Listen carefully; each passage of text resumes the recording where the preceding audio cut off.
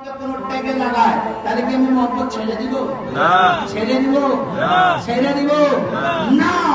আপনি দেখেন, আল্লাহ তার ব্যাপারে কোনো কথা নাই, রাসূল তার ব্যাপারে কোনো কথা নাই, আহলে বাইত তার ব্যাপারে কথা নাই। এই তিন গোত্রটাকে আল্লাহ নিজে আলাদা করতেছে।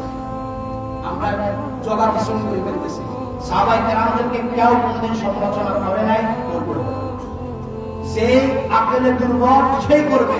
সাহাবী কাহাকে বলে? সাহাবী মানে সাথী।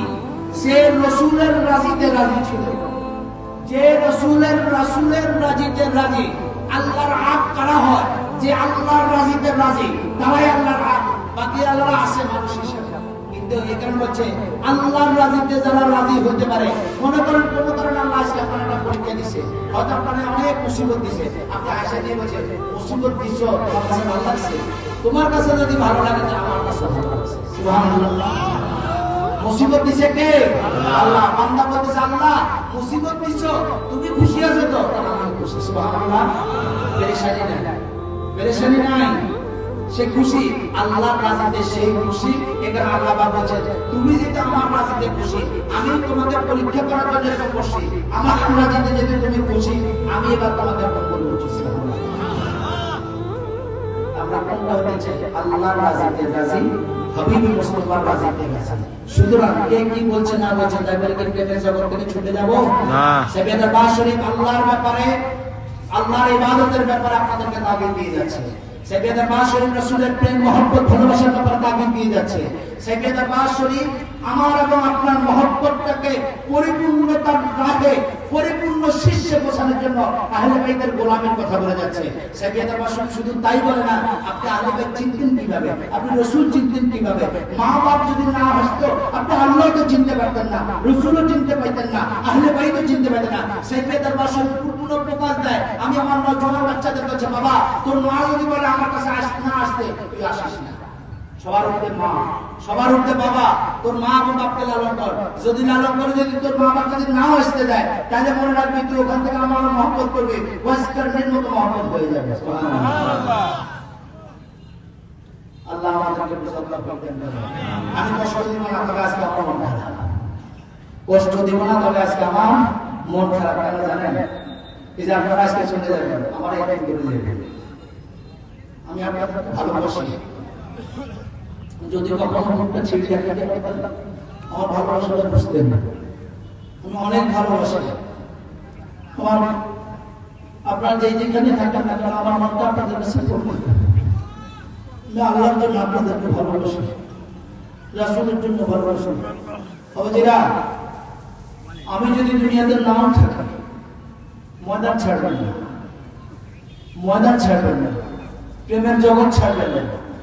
আমি থাকবো না, আরেকজন আসবে, সে থাকবে না, আরেকজন আসবে। কিন্তু প্রেমের জগৎ থেকে বিয়োগ হওয়া যাবে আমগো। তোমরা অনেক লক্ষ্মী, তোমরা কত দামি জানো?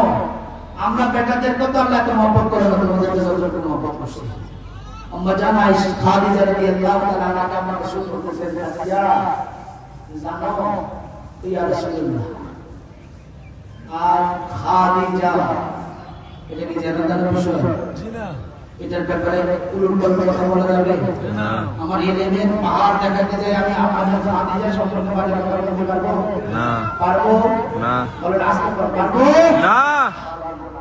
আম্মা জান খাদিজা, আরে কম্পাস নামা জেনে না, শুনে না, কোন খাদিজ? সেই খাদিজার কাছে গিয়ে আমার রাসূল সাল্লাল্লাহু আলাইহি ওয়াসাল্লাম, খাদিজা জানো ইয়া রাসূলুল্লাহ আপনার কদম আমার জীবন উৎসর্গ। কি বলেন? আমার আল্লাহ তোমার কাছে সালাম পাঠাইছে। সুবহানাল্লাহ। আমার আল্লাহ তোমার কাছে সালাম পাঠাইছে। আমার খাদিজা রাদিয়াল্লাহু তাআলা আনহা তিনি আমার রাসূলের কদমের মধ্যে লুটিয়ে পড়েছে, ইয়া রাসূলুল্লাহ আল্লাহর সালামের উত্তর কিভাবে দিতে হয় আমি জানি না, আমার হয়ে আপনি সালামের উত্তরটা দিয়ে দেন। সুবহানাল্লাহ। সবাই এটাকে দেখাবেন। আম্মা জান খাদিজার কাছে আল্লাহ সালাম পাঠাইছে। যদি সালামের উত্তর যদি সরাসরি খাদিজা দিত, তাহলে মুহাম্মদ ইনক্লুড বাদে যদি দিত, তাহলে আল্লাহ বলতে একটু রাগ হইতো, গুসা হইতো। ইন কুনতুম তুহিব্বুনাল্লাহ ফাত্তাবিউনি ইউহিব্বুকুমুল্লাহ। এটা মদিনা ওয়ালার ঘর থেকে প্রমাণিত হয়ে গেছে। সুবহানাল্লাহ। আম্মা জান খাদিজা রাদিয়াল্লাহু তাআলা বলছেন, হাদিস মধ্যে আল্লাহ সাল্লাল্লাহু আলাইহি ওয়াসাল্লাম ইয়া রাসূলুল্লাহ আল্লাহ সাল্লাল্লাহু আলাইহি দিব আমার ভাই আপনি সালাম করতে দিবেন সুবহানাল্লাহ মা হাদিস উম্মাহাতুল মুমিনিন তার সামনে বেয়াদবি বন্ধ করা যাবে আমি আমার এলেমের বাহার দেখাতে অনেক সামনে দিতে পারি বাবা এটা দুনিয়া ক্ষণস্থায়ী চিরস্থায়ীটাকে বরবাদ কেন করছো ক্ষণস্থায়ী জিন্দেগীর জন্য আমি তো বলি না আকল তোমার আকলের ভিতরে সমস্যা আছে এটা আসল তরিকা বলা কখনো যারা জাতের নাহি আছে তাদের ব্যাপারে কোনো মুস্তাকিমূলক কথা শুনবেও না বলবেও না রাজি আছেন ইনশাআল্লাহ ইনশাআল্লাহ আল্লাহ আমাদের তৌফিক দেন মাগো তোমরা অনেক তোমরা মাদের মতো শুধু তোমাদের কাছে আল্লাহ সালাম করেছেন একজন মা পারে সারা পৃথিবী পরিবর্তন করতে মাগো তুমি যদি নামাজি হয়ে যাও মাগো তুমি যদি পর্দানিশীল হয়ে যাও মা তুমি যদি চুপি সারে যদি তোমার ইবাদত বন্দেগী লিপ্ত হয়ে তোমার আওলাদ